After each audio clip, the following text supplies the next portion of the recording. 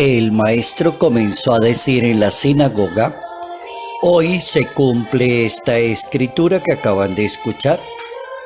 Todos le expresaban su admiración y decían: ¿no es este el hijo de José?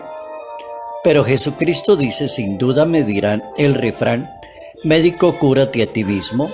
Haz también aquí en tu pueblo lo que hemos oído que has hecho en Cafarnaúm.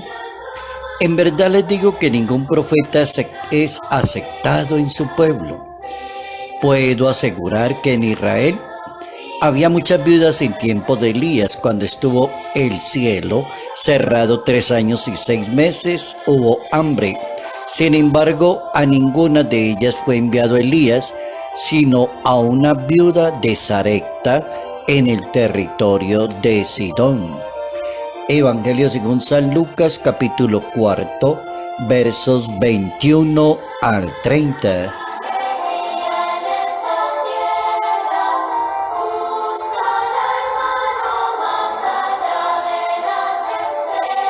Hay que dejar a Dios que sea Dios.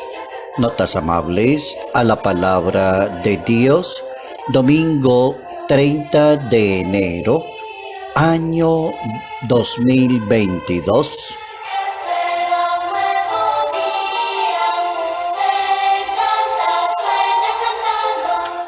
Hay que dejar a Dios que sea Dios. ¿Y por qué será tan importante esa propuesta, que Dios sea Dios, y que la persona que anuncia a Dios, explica la palabra de Dios, interpreta la palabra de Dios, no quite a Dios y lo coloque a un lado y crea que esa persona tiene la razón? Interesante el Evangelio, porque parece una contradicción cuando se le alaba mucho a una persona por su admirable manera de pensar, de hablar y de presentar un tema, pero no dura poco tiempo en que las mismas personas comienzan a criticar a esa persona y le van a decir: médico, cúrate a ti mismo, o este no es el hijo de José y su familia no vive por aquí, este no es de tal pueblo. ¿Cómo lograr disolver esa contradicción de alabar y atacar a la vez? Eso se resuelve dejando a Dios que sea Dios, permitiéndole a la palabra de Dios que sea la propuesta para la humanidad. Y así sucedió, de acuerdo a ese capítulo 4, a partir del verso 21, en ese Evangelio según San Lucas, cuando el maestro tiene la respuesta como adecuada y benevolente para la controversia que le presenta el ser humano. La Santa Biblia va a decir: me van a aplicar el dicho médico, cúrate a ti mismo. El hijo de José y de María como que entra en un diálogo con la humanidad, y la misión de él no depende de que la aprueben o no la aprueben las personas. La misión ya está. La palabra es eterna, la palabra es verdadera. No hay nada por encima de la palabra de Dios. Y su procedencia, tal como la diseñó Dios, no es estrictamente la carta de presentación. Dios Padre Celestial no se imaginó enviar un hijo nacido en Roma o en la capital de Berlín o en tal parte, no. Eso no lo programó Dios, ni es importante en la trayectoria de Jesús de Nazaret. Lo que Él va a hablar y a decir y a plantear no depende si nació en el primero o en el quinto o en el piso 23 de un edificio. Depende de que es su palabra y es el Hijo de Dios. Es decir, la carta de presentación de Jesús de Nazaret es su nombre, es Dios, es quien va a conquistar el corazón de las personas, va a gobernar y a dirigir, es decir, con el criterio del amor, de la caridad, de la misericordia y del derecho.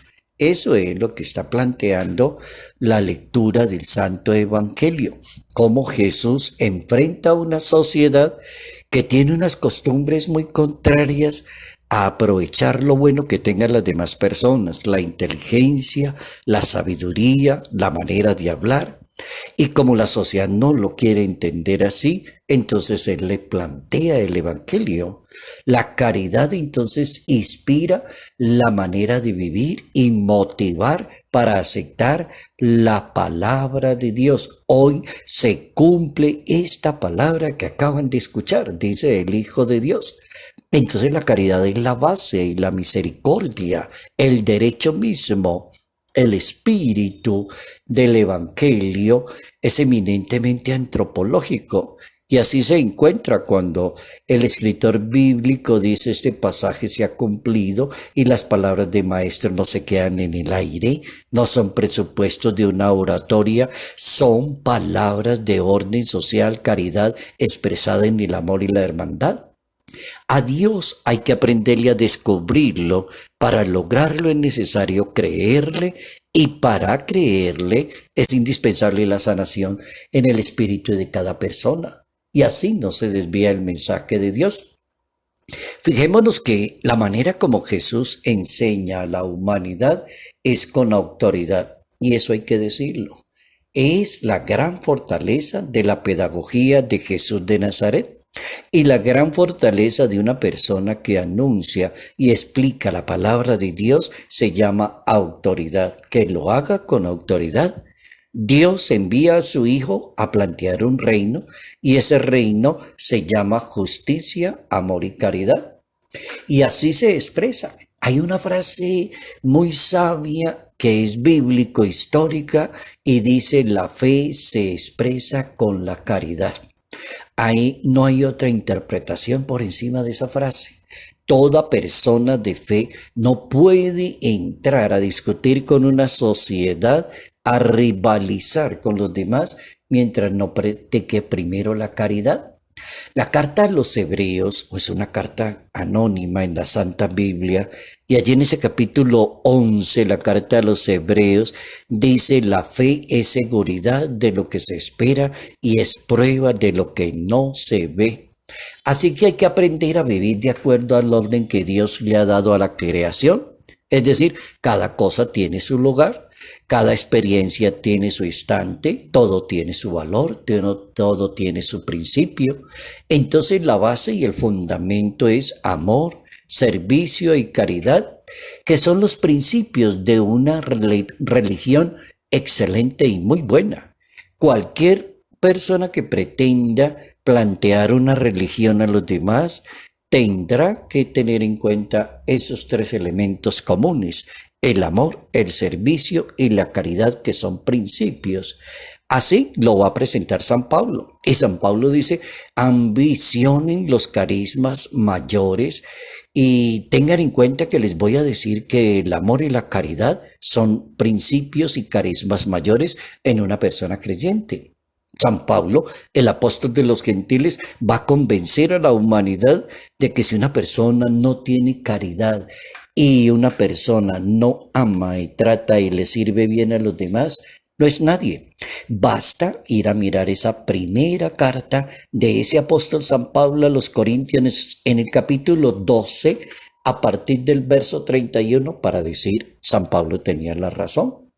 También San Pablo enumera los 12 principales frutos del Espíritu Santo en una persona creyente y dice que hay tres que se refieren a Dios, son los tres principales que se refieren a Dios, dice San Pablo, y esos tres se llaman la caridad, el gozo y la paz. Después San Pablo va a decir que hay tres que se refieren a las personas, a la manera de ser de las personas, de su integridad. Entonces San Pablo habla de la modestia, la continencia y la castidad. Y termina San Pablo exponiendo su tema de amor, servicio y caridad, hablando de 6 principios que se refieren a la relación con de una persona creyente con las demás personas. Y dice San Pablo que esos 6 se llaman la paciencia, benignidad, la bondad, longanimidad, la mansedumbre y la fidelidad. ¿Cómo aprendemos la importancia que hay que dejar a Dios que sea Dios?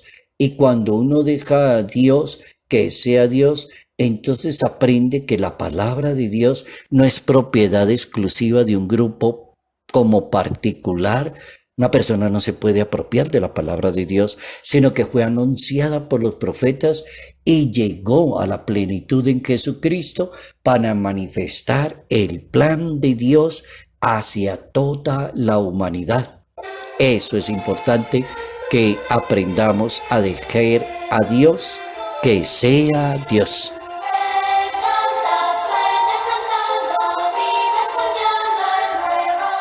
Salud, paz y bendición. Bendición en el nombre del Padre, del Hijo y del Espíritu Santo.